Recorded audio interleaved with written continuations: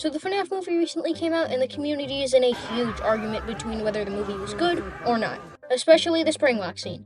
And that is what we are going to be focusing on today, because so many people are saying that the Springlock was disappointing because there wasn't enough blood, and I'm just gonna say it, Afton literally cannot be spewing out a pool of blood for a few reasons. The first being the fact that only the torso Springlocks go off.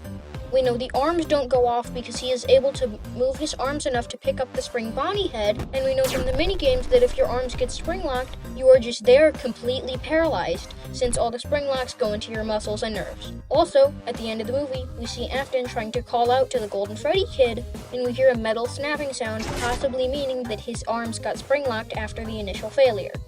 We know from the minigames that you would have zero energy if you got spring-locked, as we see Afton just lying there completely limp and paralyzed, meaning there would be no way he could move his arm if his arms weren't spring-locked. Also, there's a chance that there isn't even any spring locks in the arms, since we see Afton's shoulders sticking out of the suit, and the arms in the suit look like they have no space to fit the spring locks, unlike the torso part that has a decent amount of empty space to fit the spring locks. Also, another reason there wouldn't be so much blood is because of the fact that not all the Springlocks went off at the same time. In every adaptation of Springlock failure, all the Springlocks go into Afton all at once, including the head. But in the movie, he is being stabbed slowly by each Springlock getting set off one by one, all in the torso being the only place he got Springlocked. And he doesn't even have his head on, which means there wouldn't be blood coming out of his head either. And his legs. Can we just talk about his legs for a moment, because would his leg Springlocks even go off?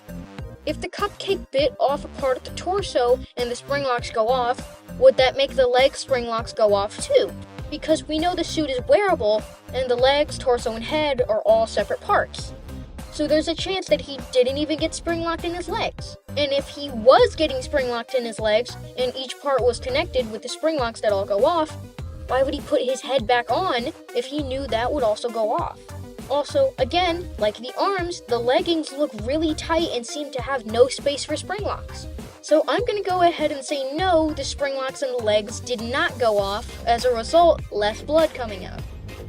So from his whole spring-lock failure, this means that he would not be bleeding from his head, arms, or legs, just the torso. And he wouldn't even be bleeding that much from the torso because of one thing, the actual spring locks. I'm no expert, but I've seen a lot of horror movies, and the one thing they never do is take out the knife, or in this case, the spring locks. Because the object you are impaled with is blocking the hole that would be spewing out blood. Which means he wouldn't be even spewing out much blood from his torso because of the spring locks blocking the holes, meaning out of the entire spring lock failure, he is only being impaled by 6 spring locks. And one last thing I would like to add on the Springlock failure is the fact it's in a PG-13 movie. Which means they can't show an insane amount of blood or they would get slapped with an R rating.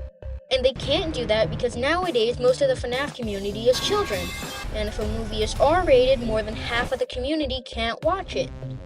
Meaning lower profits for Blumhouse, possibly not making their mark, and no sequel.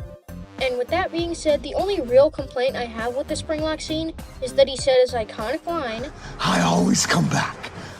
Why would Afton feel the need to say this, because this is his first time dying? So how would he even know that he would come back? And the only explanation I see to this is if this follows the Silver Eyes trilogy, because we know in the books Afton got springlocked and survived once, and that means he would know he would come back, hence him saying his line. Other than that, I really like the Springlock scene. But basically, the short of it is that logically, the Fnaf movie Springlock failure would not end in a pool of blood.